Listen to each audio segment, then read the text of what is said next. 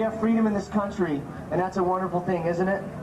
And we have freedom of religion and freedom of speech, and that's one of the cool things about being an American.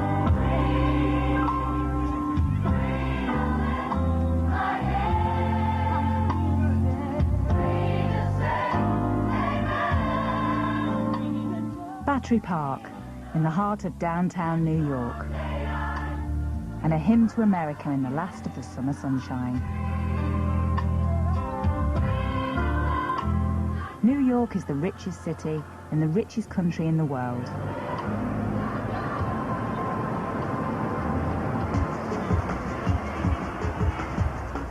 But just a few miles uptown live some of the poorest communities in America.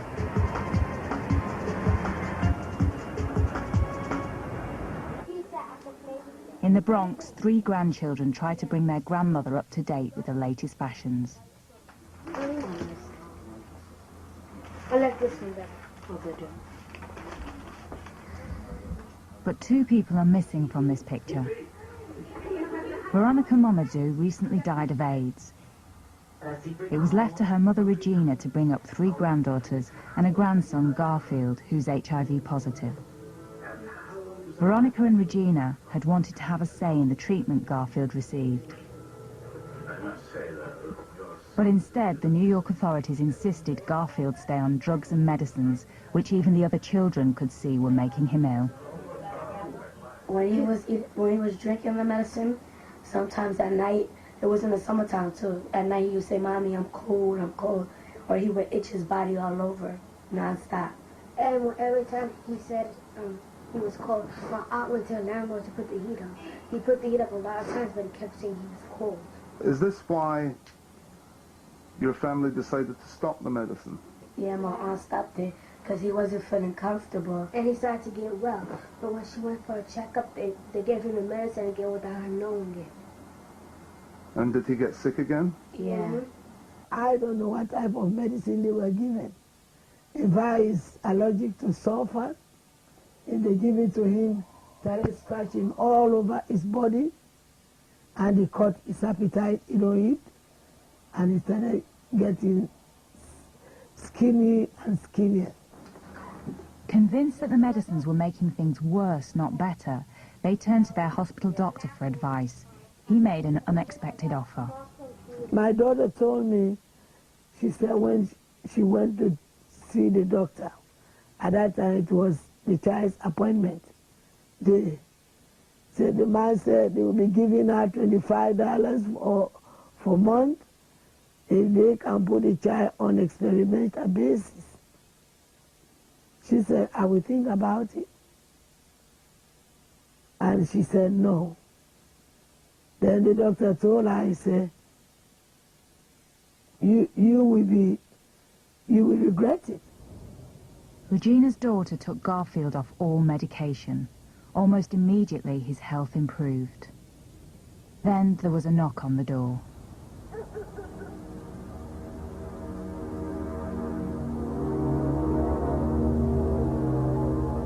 They came to take the child. And they came with police. I think it was 3 to 4 police then. In New York, you don't need a court order to take a child from its parents. The Administration for Children's Services, or ACS, has exceptionally strong legal powers to decide what's best for the city's kids. They're essentially out of control. I've had many ACS caseworkers tell me, we're ACS, we can do whatever we want, and they usually get away with it. Garfield simply disappeared into the system. One of 23,000 children placed either with foster parents or in children's homes.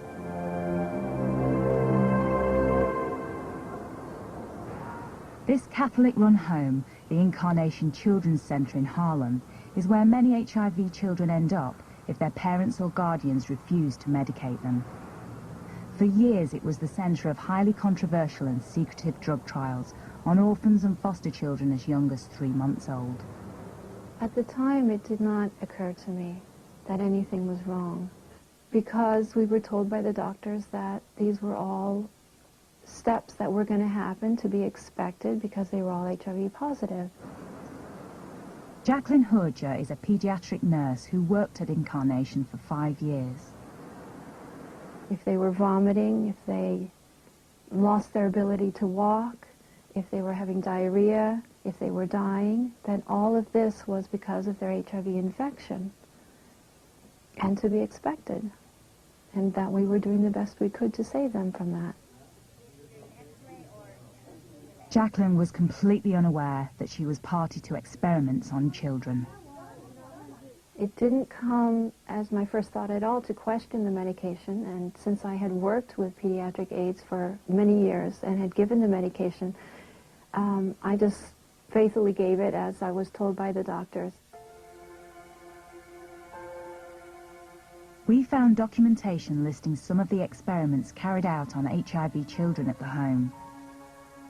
One was for treating herpes, another involved giving children double doses of the measles vaccine. And yet others involved whole cocktails of drugs with side effects admitted by the manufacturers, including severe stomach pain, muscle wastage, organ failure, and many more. Side effect is a euphemism for undesired direct effects. The effects of the anti-HIV drugs are quite serious. In fact, if you look at the inserts that comes with these drugs, you will see virtually all of them will have a black box warning label, which is the highest, most severe warning that these drugs can have and still be prescribable to human beings before they're taken off the market. They're lethal. 3,000 miles west of Manhattan, Dr. David Raznick is internationally renowned for his work on numerous diseases, including cancer. I'll scroll it up a little so we can see the years and everything. And it's AIDS cases, deaths, and... He's studied the effects of HIV drugs on patients, particularly children. The young are not completely developed yet. The immune system isn't completely mature until your person's in their teens, typically. We asked for his opinion on some of the Incarnation trials. We're talking about serious, serious side effects. Didanosine, all by itself, is a very dangerous drug. Zidovudine is our famous AZT, which has never been shown to be life-saving. It also causes severe anemia. Nevirapine is the drug that also causes that Stevens-Johnson syndrome, the flaking of the skin, and it's very, very dangerous and debilitating. It's horrible and painful and also lethal. These children are going to be miserable. They're absolutely going to be miserable. They're going to resist taking them after a while. They're going to probably take them when people give it to them. They're going to suffer so much AZT all by itself. They're going to have cramps. They're going to have diarrhea. They're not going to eat. Their joints are going to swell up. They're going to roll around on the ground. You can't touch them. And I understand that the Incarnation Center, they sent them to the hospitals, these children, and they cut a hole in their belly and put a feeding tube in their belly and administer the drugs to the children who don't take these drugs. My friend Jolisa, she never, ever liked to take her medicine. So they used to hold her down, force it down her throat. And I tell her, would you like this? This boy spent most of his life at Incarnation. Age 15, after years on drug tests, he has the physique of a 10-year-old. He didn't want to show his face, but he did want to tell the story of what happened to him in the home. I did not want to take the medications, and I did not want to, do all that stuff. But they insisted. Yeah, if you want to get out of there, you have to do what they say, or else you're not going anywhere. His medical records, which we've obtained, prove that he was enrolled in drug trials while living at Incarnation. If a child refused to take the medicine, a peg tube was inserted directly into the stomach, something he warned his friends about. And I used to tell her every single day, please take your medicine. Don't want a tube in your stomach. And she didn't listen to me. That's what she got. And my friend Daniel, he didn't like to take his medicine either. And he got a tube in his stomach. Under federal rules, consent for children to take part in drug trials has to be given by their parent or guardian. But the kids at Incarnation have no independent voice. The body that is their legal guardian, the ACS, is the same body that makes the children available for trials. You would not expect too many parents to volunteer their loved children for such experiments. This means that if the researchers want to do the experiment on children, they're going to look for vulnerable children whom they can get. And when you have city government agency accommodating them, that is the biggest betrayal of those children. They don't have anyone but the city agency that is their guardian on paper, but not in human ways. For over 10 years, Vera Shirav has battled almost single-handedly with the New York authorities to come clean over the use of children in drug trials. They tested these very highly experimental drugs, phase 1 and phase 2. Why didn't they provide the children with the current best treatment? That's the question that we have. Why did they expose them to risk and pain when they were helpless? Would they have done those experiments to their own children? I doubt it. ACS. When we spoke to the ACS early in our investigation, they told us that no child was selected for trials without a long process of decision-making. I would absolutely reject the idea that they go through a process. Yes, they go through a process, but it is on paper only. For example, the city department created a panel, an ethics committee that approved the experiments that were conducted at Incarnation House. There's only one little pesky detail. The panelists all come from hospitals that conduct the trials, so they all are stakeholders in saying that it was perfectly all right.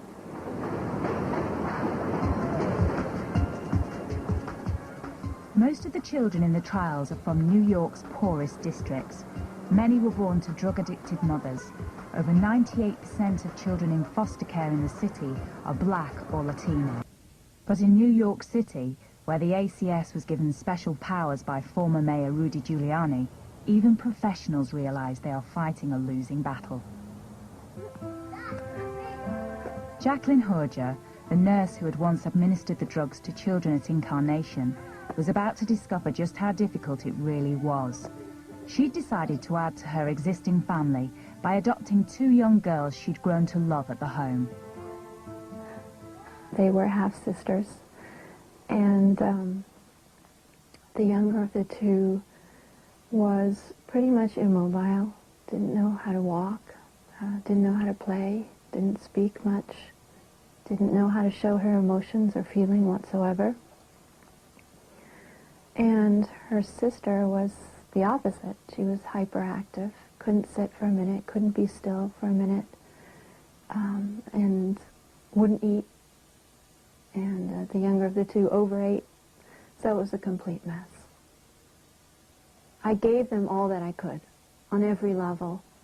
I gave them the good quality foods, the rest, the best private schooling they could get, occupational therapy, physical therapy, speech therapy, tutoring, the best psychologists I could find on all levels, and I just didn't seem to be making any headway. And the only thing that was left was the medication that I was giving them. Okey-doke. Jacqueline decided to take the children off the drug regime which Incarnation had insisted upon. The results were almost instantaneous. The older girl began eating properly for the first time. She would ask for seconds and thirds, and it started showing on her body. When we swam at a swim club that we go to, she had a swimsuit on, about a month or two after I took her off the medication, I just looked at her with those loving mother eyes, just seeing a daughter look beautiful, rounded out, muscular, strong, healthy. It was a wonderful sight. The younger daughter, I would say the main change after I took her off the medication, it felt that her nerves became more and more healthy. And I taught her how to walk, run, jump on the trampoline, play, ride the bicycle, swim. And it was a joy to watch her. I remember the first Christmas when they all got new hats and they sat in the corner, all three of them together next to the Christmas tree in their new hats, surrounded with their presents. And Eileen had this little shy smile, Olivia beaming from ear to ear, and Leah sitting over them. And on Christmas morning, I looked and there was the faintest red in the horizon, so I turned on the light, they all got up, we opened our presents, our stockings, and we started yelling out the window, "Thank you, Santa Claus!" And then Mommy came stomping down the stairs. "How dare you guys, it's only 1 o'clock in the morning." Not long after those Christmas celebrations, there was a visit from the ACS. It was a Saturday morning, and they had come a few times unannounced, so when I saw them at the door, I invited them in, and they said, "This is not a happy visit." And at that point, they told me that they were taking the children away. And I was in shock. I couldn't believe it. It's this home day, they're in their pajamas, and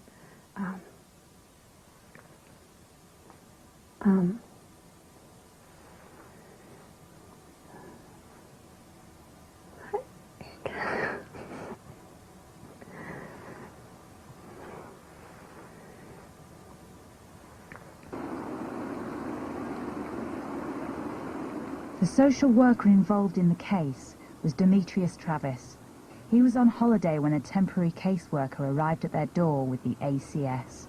The family did not agree with the drugs that were being given to these children who had HIV, and as a result of the parents not agreeing with the medicinal, I guess, regimen that was being administered to the children, when it was learned that that regimen was not being followed, the children were taken back into foster care.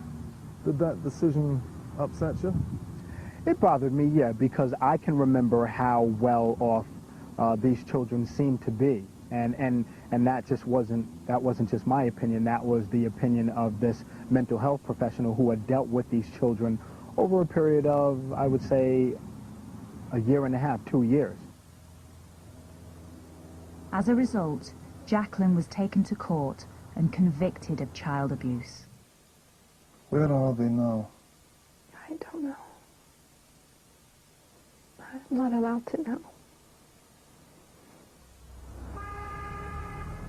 Jacqueline's greatest fear is they've been returned to Incarnation Children's Center or a similar home in New York, where they might be subjected to experimentation. Well, it is shocking that in New York City, experimental drug treatments are being used on children who are in foster care.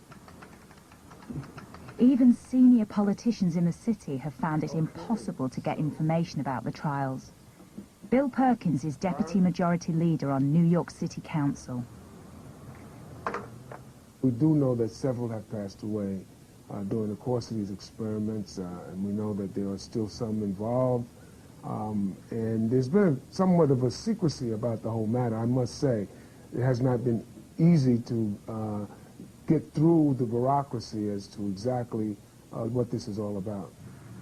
In a mass grave owned by the Roman Catholic Church close to Manhattan, over 1,000 children's bodies, including some who were enrolled in the trials, lie beneath a tarpaulin.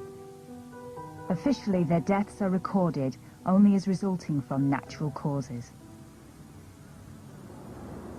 For months, we tried to get answers from those behind the trials.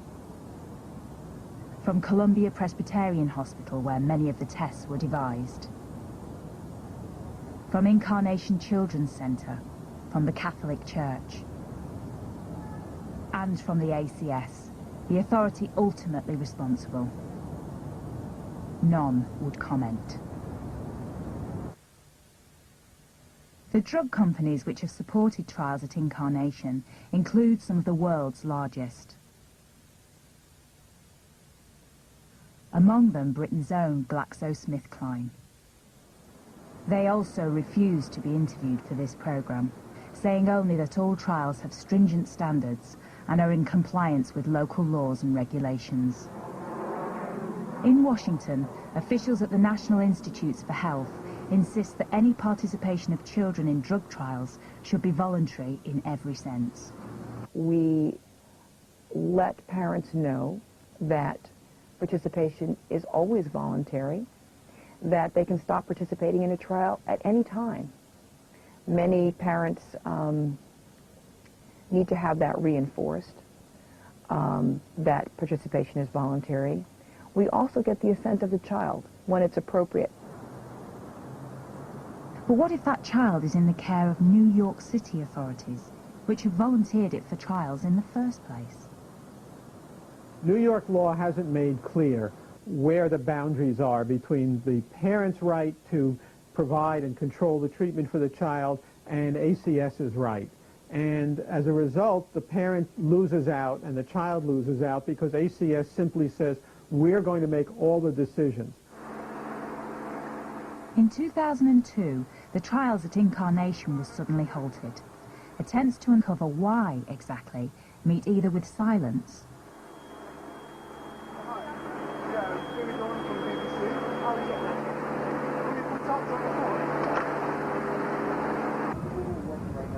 or a call to the NYPD to have us removed. We have every idea. We have every idea. Supposedly they're stating that During the making of this program, the Food and Drugs Administration announced an investigation into the trials, which we have discovered are continuing at least 6 other locations in New York City.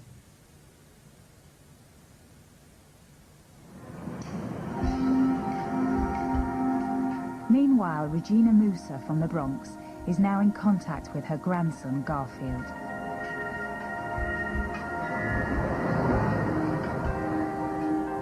She's won a court order granting her visitation rights. We have to go straight, but this area is what is Bronx, but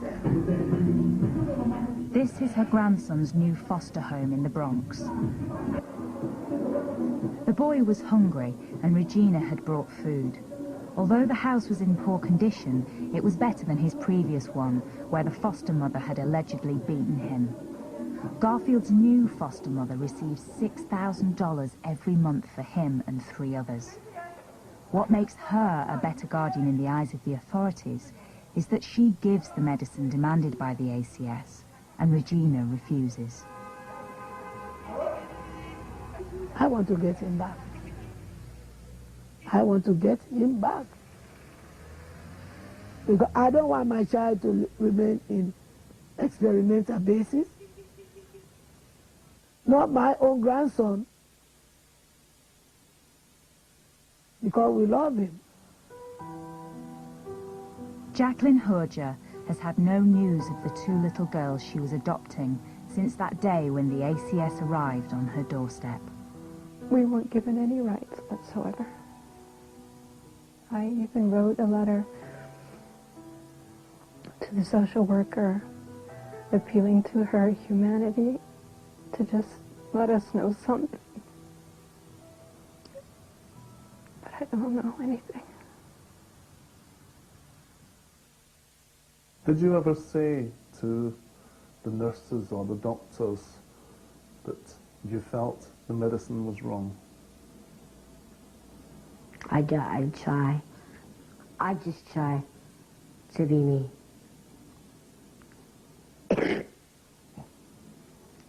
I don't bother anybody. People do things for, like I said, a reason. Good or bad, you have to forgive them for what they do.